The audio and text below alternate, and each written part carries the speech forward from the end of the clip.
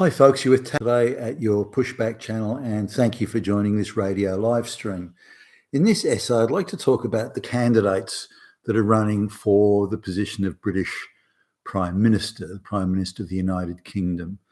Now, I did a video a couple of days ago and looking at one candidate, and other than being female and black, she had no credentials that I can see to justify anything other than in fact, even a backbencher role, I think is generous and is clearly an affirmative action gift. Now, it's fairly clear if we look at the amount of non-white and not particularly non-white women that the Conservative Party, the Tory Party in England, went through a recruitment drive where the apparatchiks and the flunkies went out and looking for minimally plausible and women, black women and minorities, black and brown men, gay. They went out to sort of, okay, we got to get more minorities in the party. Why? Well, so we can be inclusive. And they were given their marching instructions by the globalists and told what to do. So they dutifully did it, and they weren't that fussed on quality. Quality was not the issue. That's clear. As long as they weren't white was the primary consideration. And if you can throw in,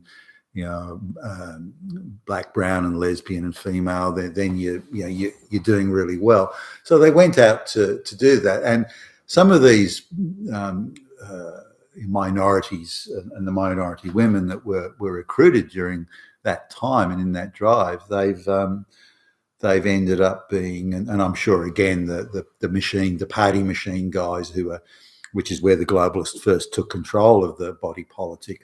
They control the party machine first, and then they spread out to control the various elected members and the senior officials in government and so on.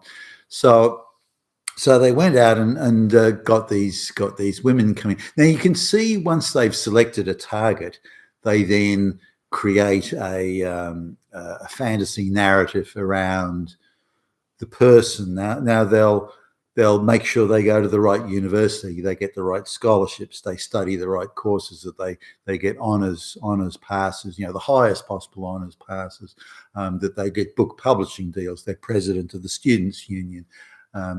President of the university student magazine, and so on. That they do time at international prestigious universities. They'll be seen 6 months at Harvard and that sort of thing. So they'll create this illusion that we're dealing with just a fucking genius, an absolute genius, and who is obviously, due to their performance at this age, is destined for great things in the future.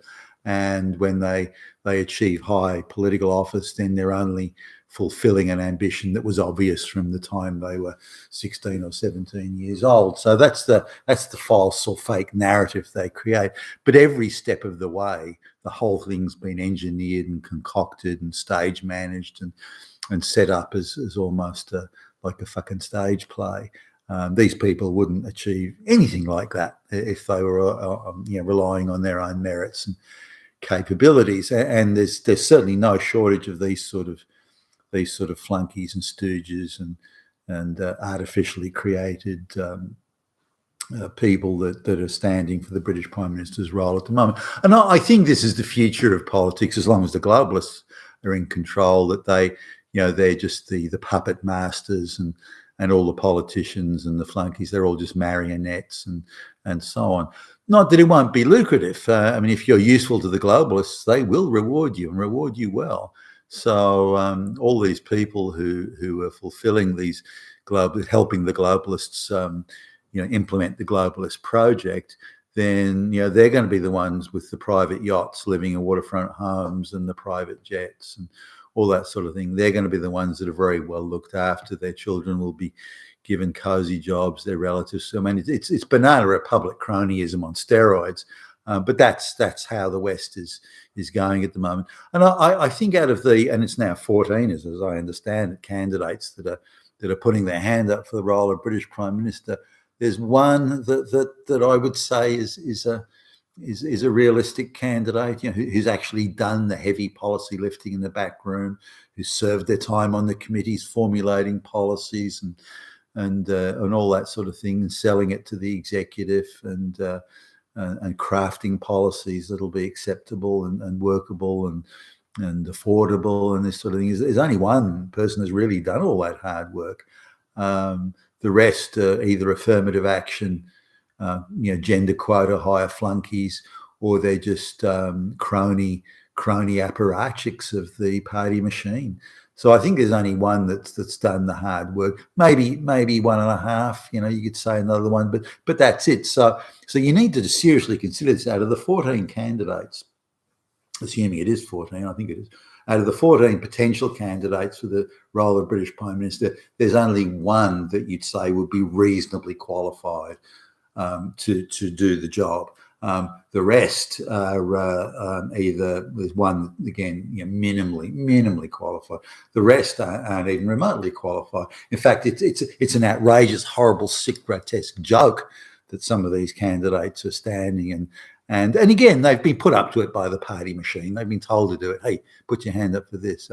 And that's just part of their service to the globalist project because they're female and black, or non-white, more to the point. So here's another one. Now, this is she's in her 40s, but gee whiz, she's not aging well. You think she's in her 50s. She's got the credentials, parents from overseas brown and black countries. She's not a Christian, which is a qualification these days, and swears her oath of allegiance on some Far Eastern philosophical religion type thing. So I don't know, and I don't think that should be allowed in the British Parliament. But anyway.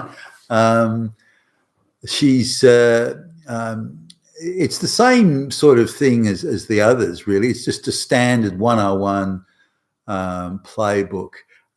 She's given she's given a scholarship to a very prestigious university.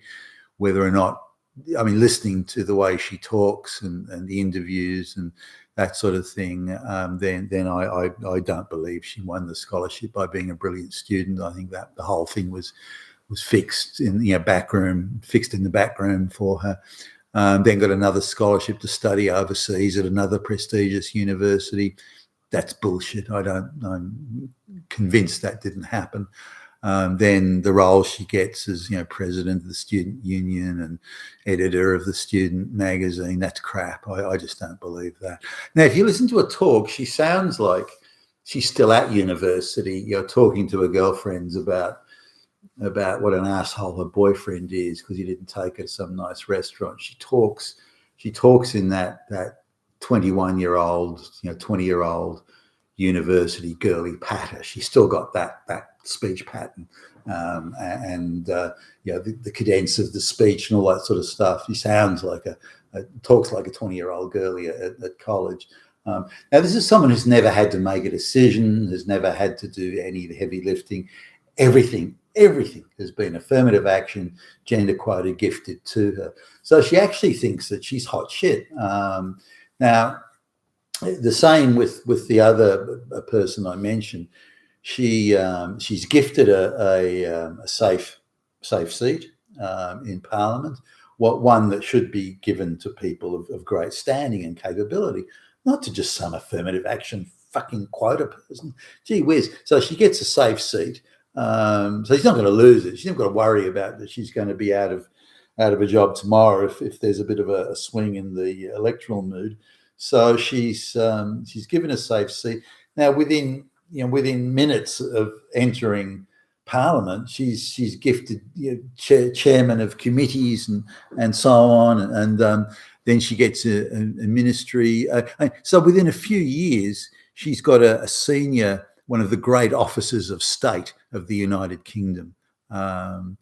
And after only a few years in Parliament, now there are backbenchers, some of whom are quite bright and they've done all the committee work and all the policy work and the hard, heavy lifting on those sorts of things. Some of them are very bright guys, but they're straight white males. And they've got no place in the world that the globalists are thinking of. They're not. They're all fascist Nazi Hitlers. The globalists have told us so. Then they must be right. So none of those guys are going to go. Just to give you an idea, someone of the towering intellectual capacity of a Jacob Rees-Mogg, as an example, he was languishing on the backbench. I'm sure he worked on some committees and so on, but he was languishing on the backbench for years, going nowhere, while these affirmative action hires who haven't got a quarter of his intellectual capacity and have done none of the heavy policy lifting with all the committees and so on, they're just railroaded straight into senior office, again, the great officers of state. And just given reward after gift after award after pass through after wave through, and there's some of that's another one of the woman standing for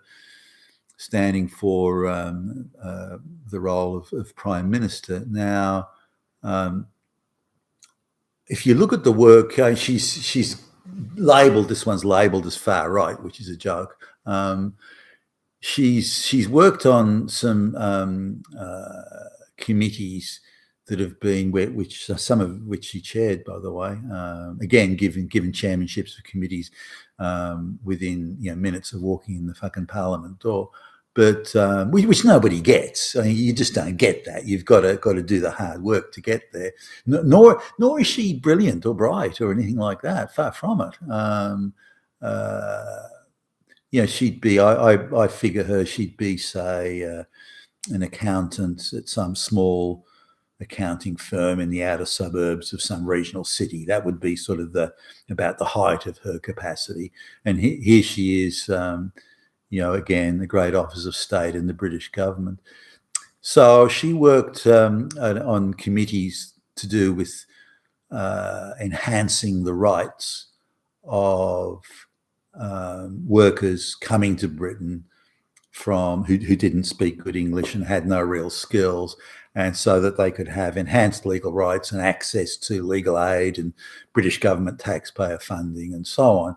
Now, instead of being sort of going down the other path, saying, well, okay, if Britain needs workers, let's assume that for the moment. I don't believe it. I don't think Britain did need those workers, but they could have focused on say making sure that people that spoke good English came to Britain, or people that had skills that were really needed in the economy.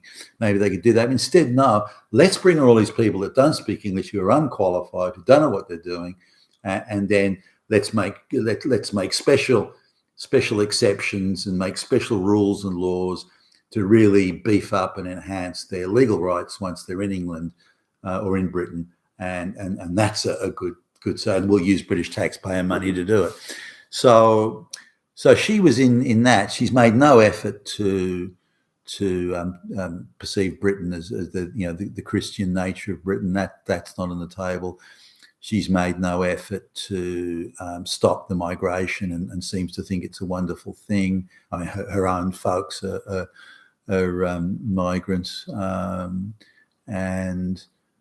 and so she's done nothing, and none of her utterances about policy have got anything to do with the cost of living. That she's in favour of the Green New Deal. She's in favour of mass migration. She's in favour of all the globalists talking about. The only thing that she's really said that is, you could say, is has upset the political left is that she thinks people shouldn't have access to so many benefits, that they should make a bigger effort to go to work and things like that. That's hardly a revolutionary position, but because of that, she's been labelled far right.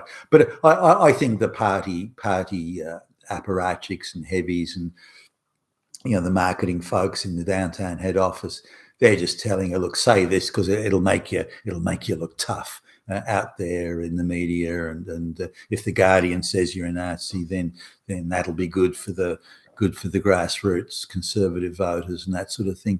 So I think she's global. And by the way, I'm not sure she's got the intellect to do the heavy lifting on policy anyway. And she's not a nationalist. She's not a Christian. She doesn't give a flying fuck about Britain.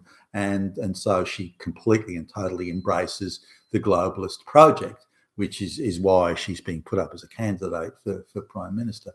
But it goes to show you, yet again that all the major political parties, in this case the Tories, the Conservatives, they went out as part of the globalist shtick, and they went and said, we've got to bring women into the parliament who are non-white. We've got brown and black women of low intellect, and we'll give them safe electoral districts to stand in, so they're guaranteed to win.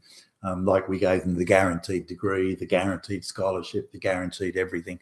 And these women actually think that they're geniuses, and they think that they're hot shit, and they deserve and they're entitled to the role of British Prime Minister. It's actually a crying shame when you think what this has brought upon the West, and in this case Britain, the once great empire. I mean, it's just over 100 years ago. This was a great empire. This was the people that were electing, like the Winston Churchills and all that sort of stuff. And now look at it, affirmative action. Black and brown women that couldn't have made it out of high school without the apparatchiks, engineering, and putting them up front. It's very sad, but it's an analogy really for the entire Western world. So I'll do a few more of these videos on other candidates, but again, a pathetically unqualified affirmative action gender quota candidate standing for Prime Minister, and it's an outrage to the political sensibilities of people who care about the West and care about the Western countries and Western history. You've been with Tacitus today, your Pushback channel, and thank you for listening.